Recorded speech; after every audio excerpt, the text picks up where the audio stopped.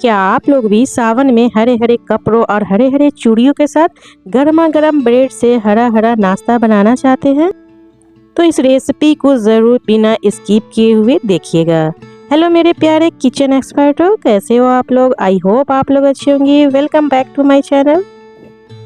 तो फ्रेंड्स, बहुत ही टेस्टी और मज़ेदार सी रेसिपी है। वीडियो को एंड तक ज़रूर देखिएगा और रेसिपी पसंद आए तो प्यारा सा लाइक, प्यारी प्यारी कमेंट, साथ में रेसिपी पसंद आए तो चैनल पे अगर नए हो तो प्लीज़ सब्सक्राइब करके जाइएगा। साथ में बेल आइकन प्रेस करिए ताकि ऐसे ही आसान सी और इजी टेस्टी रेसिपी आपके पास पहले देखने को मिले। तो चलिए देखते हैं कि हम ब्रेड से हरा हरा नाश्ता किस तरह बनाकर तैयार करते हैं।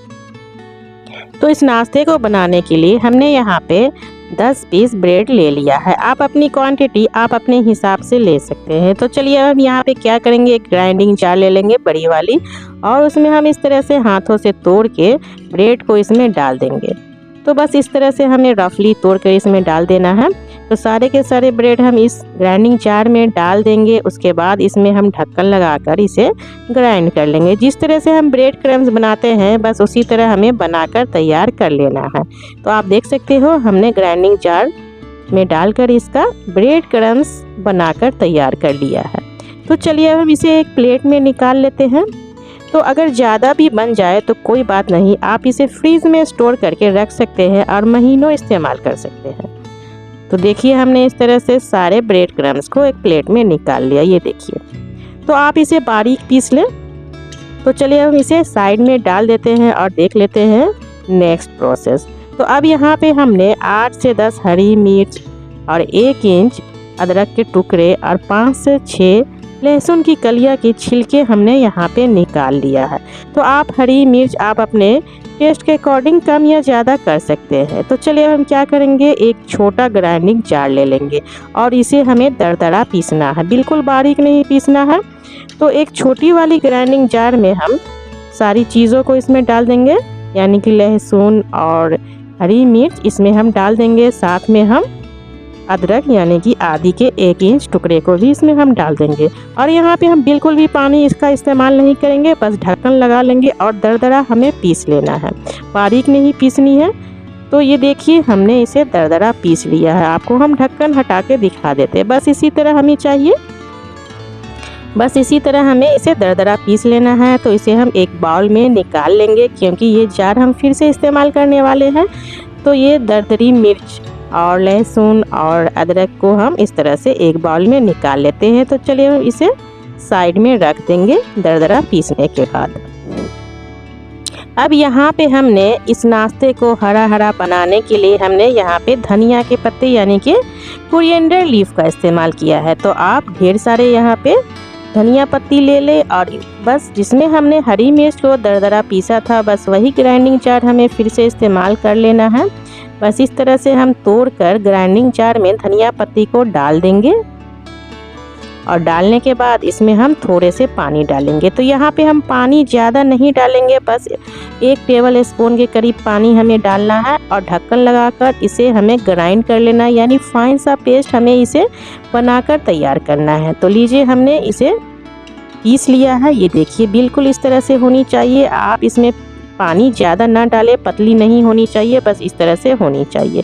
तो चलिए हम इसे एक बाउल में निकाल लेते हैं।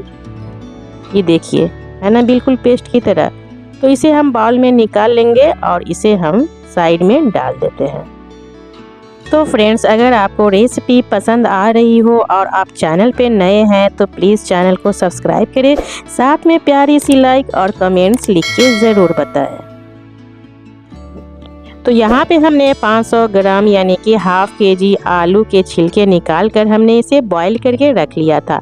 तो यहाँ पे हम एक बार में ही सारे आलू का इस्तेमाल नहीं करेंगे। पहले हम आधे आलू को हम इस तरह से एक बड़े से बाउल में ले लेंगे और एक फोक के इस्तेमाल या फिर आप आलू मैशर या फिर स्टील के ग्लास या कटोरी का इस्तेमाल करते हुए इसे हम बारीक सा मैश कर लेंगे। बिल्कुल भी आलू में गुठलियाँ नहीं होनी चाहिए, अच्छी तरह से हम इसे मैश कर लेंगे।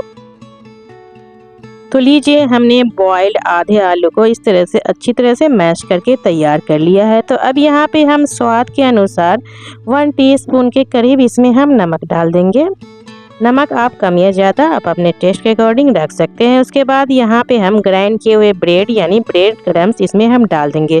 तो एक बार में आप सारे ब्रेड क्रम्स नहीं डालें, बाद में अगर ज़रूरत पड़ेगी तो हम थोड़े और इस्तेमाल कर लेंगे। तो यहाँ पे हमने ब्रेड क्रम्स डाल दिया है। तो अब यहाँ पे हम तैयार किए गए धनिया पत्ती की पेस्ट जो हमने तैयार किया था इसमें हम डाल देंगे।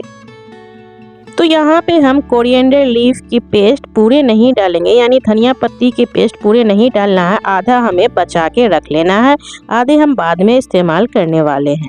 तो चलिए हम हाथों का इस्तेमाल करते हुए अच्छी तरह से हम सारी चीज़ों को हम मिक्स कर लेंगे। ये देखिए इस तरह से आप हाथ का यहाँ पे इस्तेमाल करें, क्योंकि हमें अच्छी तरह से इसे एक दूसरे के साथ मिक्स कर लेना है। तो यहाँ पे हमें थोड़ा कलर कम लग रहा है, तो यहाँ पे हम 1 से 2 चम्मच धनिया पत्ती के पेस्ट फिर से हम डाल देंगे और अच्छी तरह से मिक्स कर लेंगे।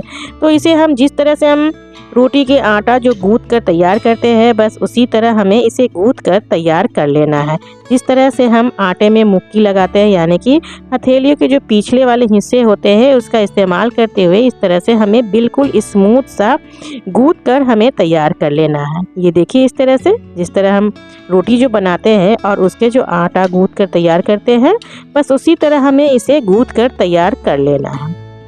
तो ये देखिए लगभग गूँथ चुका है। अब हम क्या करेंगे, इसमें हम ढक्कन लगाकर 10 मिनट के लिए इसे हम रेस्ट पे डालने वाले हैं और इसी बीच हम इसकी अंदर की फिलिंग हम बनाकर तैयार कर लेंगे। तो लीजिए हमारा ये गूँथ चुका है, इसमें हम ढक्कन लगाकर इसे रेस्ट पे डाल देते हैं। तो अब यहाँ पे हमने जो आधे आलू को हमने बॉयल आधे आलू को बचा कर रखा था, तो एक प्लेट लेंगे और इस तरह से हम हाथों का इस्तेमाल करते हुए इसे रफली तोड़ लेंगे। आप चाहे तो स्पून का भी इस्तेमाल कर सकते हैं, हमने यहाँ पे हाथ का इस्तेमाल किया है। बस इसे हमें मोटे मोटे टुकड़े में मैश कर लेना है, ज़्यादा बारीक नहीं करनी है, हमें छोटे छोटे टुकड़े और साथ में मैश किए हुए इस तरह से होने चाहिए। सारे के सारे एकदम से बारीक ना करें, मिक्स होनी चाहिए, थोड़े से मैश किए हुए थोड़े से मोटे। तो लीजिए हमने इस तरह से बस इस तरह से आप इसे मैश कर लें। तो चलिए हम क्या करेंगे, यहाँ पे एक पैन ले लेते हैं और इसे हम डाल देते हैं गैस पे गर्म होने के लिए। और ये पैन गर्म हो चुका है। अब यहाँ पे हम 1 टेबल स्पून के करीब रिफाइंड ऑयल डालेंगे। आप चाहे तो सरसों तेल का भी इस्तेमाल कर सकते हैं, हमें यहाँ पे ऑयल का ज़्यादा इस्तेमाल नहीं करना है। और यहाँ पे हमने ½ टी स्पून के करीब खाने वाला जो हरा हरा सौंफ होता है, बस उसे हमें डाल देना है और लो फ्लेम में यहाँ पे आप रखें। अब इसमें हम दरदरी कुटी हुई लहसुन, हरी मिर्च और आदि को हमने जो बनाकर तैयार किया था उसे डाल दें। आप अपने टेस्ट के अकॉर्डिंग हिसाब से आप रख लें, अगर ज़्यादा तीखी खाते हो तो ज़्यादा रखें। और इसे हम मीडियम फ्लेम पे इस तरह से भून लेंगे। तो ज़्यादा हमें नहीं भूनना है, इसका कलर बिल्कुल भी चेंज नहीं होनी चाहिए, बस इसी तरह हरे हरे कलर की होनी चाहिए। बस लो और मीडियम फ्लेम रखते हुए इसे हम चलाते हुए 1 मिनट हम भून लेंगे। रेसिपी पसंद आ रही हो, अगर आप चैनल पे नए हो तो प्लीज़ सब्सक्राइब करें। तो लीजिए हमने इसे लो से मीडियम फ्लेम पे 1 मिनट तक भून लिया है। अब यहाँ पे हम मैश किए हुए आलू हम इसमें डाल देंगे। तो आलू को डालने के बाद यहाँ पे हम धनिया पत्ती की पेस्ट इसमें 1 से 2 चम्मच डालेंगे और उसके बाद यहाँ पे हम टेस्ट के अकॉर्डिंग 1 टीस्पून के करीब नमक डाल देंगे और इसे हम लो से मीडियम फ्लेम पे इसे इस तरह से मैश करते हुए हम सारे मसाले को आलू में अच्छी तरह से मिक्स कर लेंगे। तो यहाँ पे आप इसे कंटिन्यूस चलाएं, जिससे कि जो नीचे के पार्ट होते हैं वो ना सटे और बिल्कुल भी आलू का कलर चेंज नहीं होनी चाहिए। हमें इसे हरा हरा बनाकर ही तैयार कर लेना है। तो लो से मीडियम फ्लेम रखते हुए हमने कंटिन्यूस चलाते हुए इसे हमने भून लिया है। तो लगभग 1 से 2 मिनट में ये आलू की फिलिंग बनकर तैयार हो जाती है। तो लीजिए अब यहाँ पे हम क्या करेंगे, 1 टीस्पून के करीब हरे हरे हम ऑरेगिनो इसमें हम डाल देंगे और ऑरेगिनो को अच्छी तरह से हम मिक्स कर लेंगे। ये देखिए, तो यहाँ पे हम गैस का फ्लेम लो रख लेंगे और लो फ्लेम पे रखते हुए अच्छी तरह से मिक्स कर लेंगे। तो हमारा ये आलू वाली फिलिंग बनकर तैयार है, यानी स्टफिंग बनकर तैयार है। तो इसे हम एक प्लेट में निकाल लेते हैं और हम इसे एक प्लेट में निकालने के बाद क्या करेंगे, हम एक स्पून का इस्तेमाल करते हुए हम इसे इस तरह से फैला लेंगे। तो फैलाना इसलिए है क्योंकि इसे हम जल्दी बनाकर तैयार कर ले, कि ये अच्छे से ठंडा हो जाएगा। इस तरह से फैलाकर आप रखेंगे तो ये स्टफिंग जल्दी ठंडा हो जाएगा। तो लगभग 1 से 2 मिनट के बाद ये ठंडा हो चुका है तो आलू की स्टफिंग ठंडी होने के बाद यहाँ पे हम हथेलियों पे 1 से 2 बूंद रिफाइंड ऑयल इसमें डाल देंगे और दोनों हथेलियों पे अच्छी तरह से लगा लेंगे। इसलिए क्योंकि जब इसे हम गोल गोल शेप में आकार दे तो ये हमारे हाथों में ना चिपके। तो थोड़े थोड़े से मिश्रण को ले लेना है और इस तरह से हम गोल गोल बनाकर हम सारे मिश्रण को तैयार कर लेंगे। ये देखिए बहुत ही आसानी से बनकर तैयार हो जाती है। थोड़े थोड़े ले लेना है और इस तरह से हम गोल गोल शेप में सारे मिश्रण को यानी सारे आलू की स्टफिंग को हम बनाकर तैयार कर लेंगे। तो लीजिए हमने सारे आलू की स्टफिंग को गोल गोल शेप दे दिया है। तो अब हम क्या करेंगे, हमने जो ब्रेड और आलू को जो गूंथ कर तैयार किया था और रेस्ट पे डाला था उसे हम ले लेंगे और ढक्कन हटा लेंगे। तो फ्रेंड्स रेसिपी पसंद आ रही हो तो आप अपना प्यारा सा लाइक और प्यारा सा कमेंट्स ज़रूर दीजिएगा। तो अब यहाँ पे हम 1 से 2 बूंद हथेलियों में इस तरह से रिफाइंड ऑयल ले लेंगे और इस तरह से हम गूथे हुए ब्रेड को इस तरह से शेप दे देंगे। और सबसे पहले हम इसे बराबर बराबर भाग में बांट के रख लेंगे। इससे क्या होगा कि हमारा जो नाश्ता है एक बराबर में बनकर तैयार होगा। तो लीजिए हम सबसे पहले इसे बराबर बराबर भागों में बांट लेते हैं। तो यहाँ पे हम इसे बराबर बराबर भाग में बांटने के बाद यहाँ पे हम इसे पेड़े में बदल के रख लेंगे। जिस तरह से हम रोटी के पेड़े या फिर लोई जो बनाते हैं बस उसी तरह हमें इसे बनाकर तैयार कर लेना है।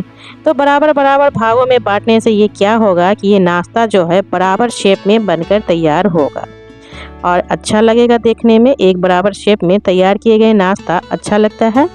तो लीजिए बस सेम स्टेप फॉलो करना है और सारे के सारे हम पहले इसका पेड़ा बनाकर तैयार कर लेंगे। तो हमने इसे बनाकर तैयार कर लिया है। तो अब यहाँ पे क्या करेंगे, एक पेड़े को हम ले लेंगे।